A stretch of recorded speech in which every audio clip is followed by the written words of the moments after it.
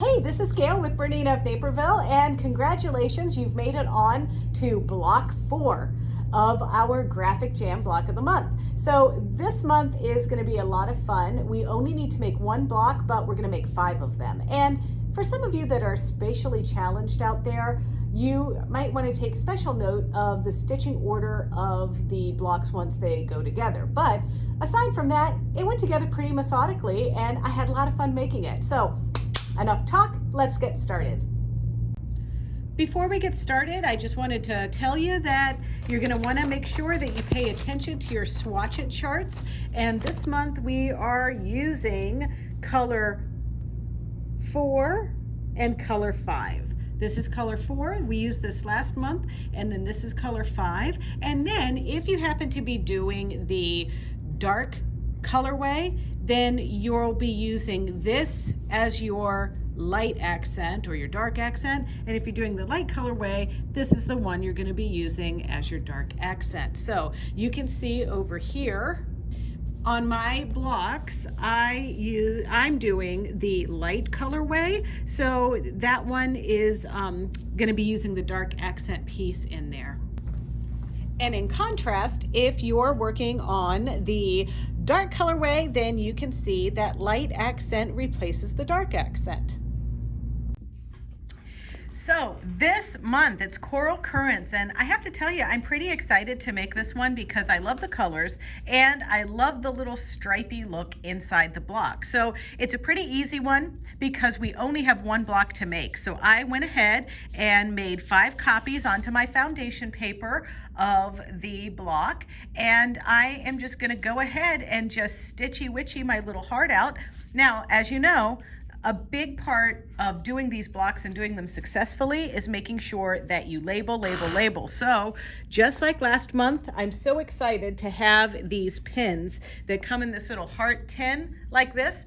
So I've labeled my A1 pieces, my A2 pieces, and so forth. So this month, everyone is an A because we don't have a B block. So are you ready to stick this thing together? I sure am. So I'm going to gather my other paper piecing supplies and let's get started.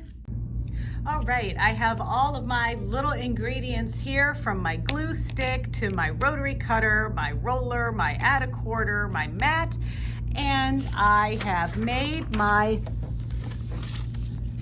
4 blocks, and I just need to make the 5th, but they went together pretty quickly. I'm excited to show you how to make these. So starts off just like in order. 1 through 14 are the pieces that we're going to need to do. So I am going to take my piece here first, and I'm going to actually turn this over and add, you've seen me do this, come on, a million times, my little dollop of glue on the back side of piece number 1. And the way that these are cut this month, you're actually not doing a whole lot of cutting between. You know, these are cut pretty much right on. So I'm just going to line this up a little bit, just like this. Turn it over, and then remember, we're going to go from piece 1 to piece 2. So let's turn that around here so we can see what we're doing. I'm going to take my, the best use of the BERNINA of Naperville brochure right here. Fold this over, line this up, and trim. And you're going to see that I'm not trimming very much at all there, just a little sliver. All right, time to find piece number 2. And there it is, my little pin tells me so.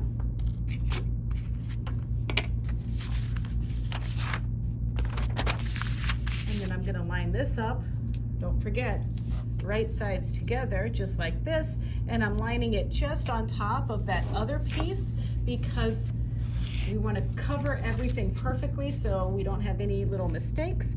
And then I'm just going to take my pin and pin into this just so it doesn't fall over, and take it over to the sewing machine and do my seam.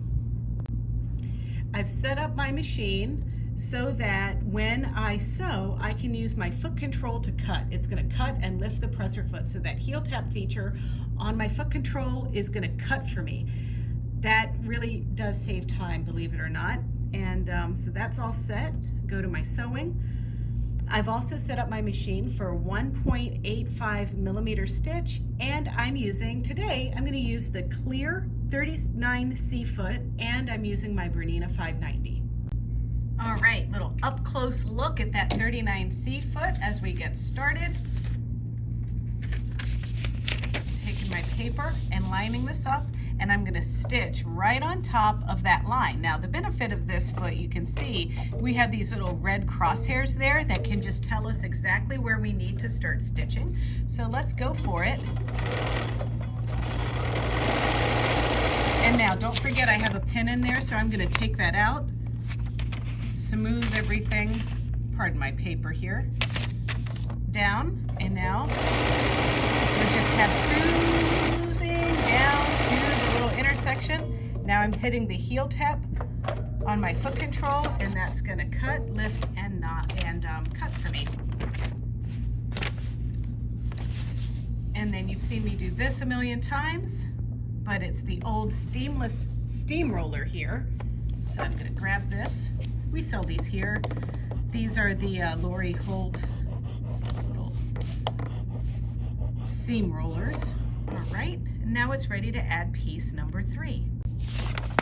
All right, so it goes, this is something that's a little confusing here. It's gonna go 1, 2, 3, 4, 5, 6. So we keep jumping across the street. So don't be tempted to put piece number 3 here, because that's piece number 4. So we're gonna put piece number 5 here. So that means we're gonna take our brochure, we're gonna fold, turn this over on our fold, line it up, and cut. And then add our piece number 4. I'm sorry, we're adding piece number 3. Add our piece number 3, there it is. And we're gonna line it up here so it goes in between our little bitsy bit there.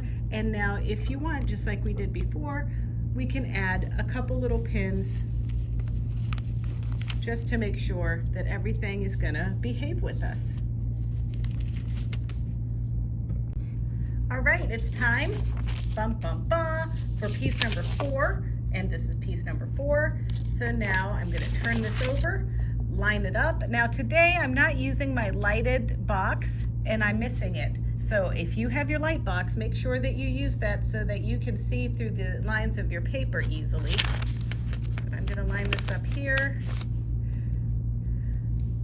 and just pin this, and now flip it over and stitch some more.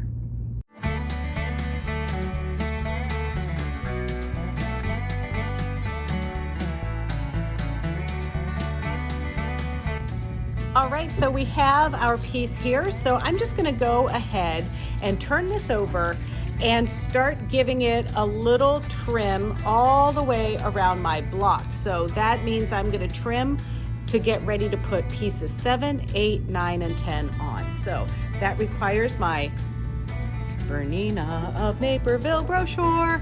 And then I'm gonna flippity dippity, use the add a quarter, my special little rotary cutter that I love because it's tiny and cute.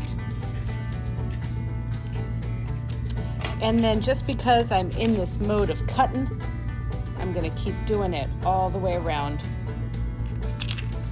these bits.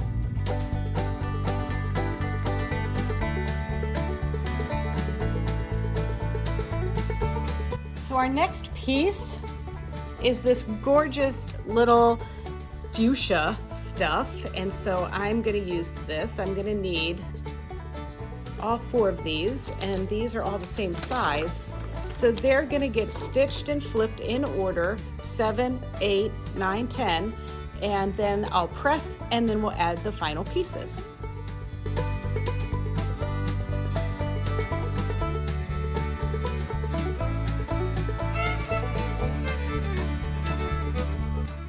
Now, final piece that's going to go on is this larger piece, pieces 11 through 14, and then we're going to square up our block, and then we're going to sew 3 of them together and leave the other 2 loose. And don't forget, no removing of the paper.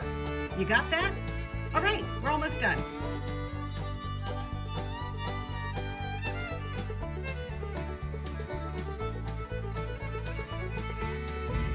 And just like that, our final block is complete. So I'm just gonna turn it over, make sure it's nice and flat. Use my add a quarter ruler and trim up 1/4 of an inch away from the stitching line. There we go, we can remove our ick. There we go, see that? Do the same thing. Do this on all 4 sides.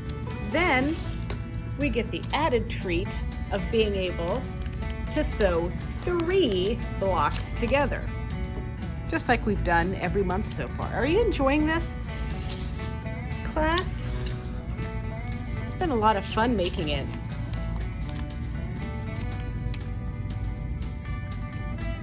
All right, I just have one more cut to go. There we go. All right, ta-da. Now, I can pair this with its little buddies right here. Uh-oh, do you see a problem?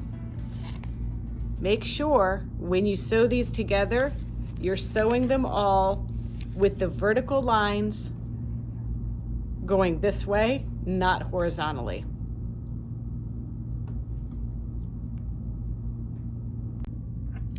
Now, as I stitch this, you may want to pin because it's important to get these little points and your intersections marked just right. So you can use, one of your marking pins or one of the magic pins that we have here at the store. It's up to you. But I'm just going to pin this right here just to make sure everything hangs out together well and it looks pretty. And we're not going to sew over the pin, of course.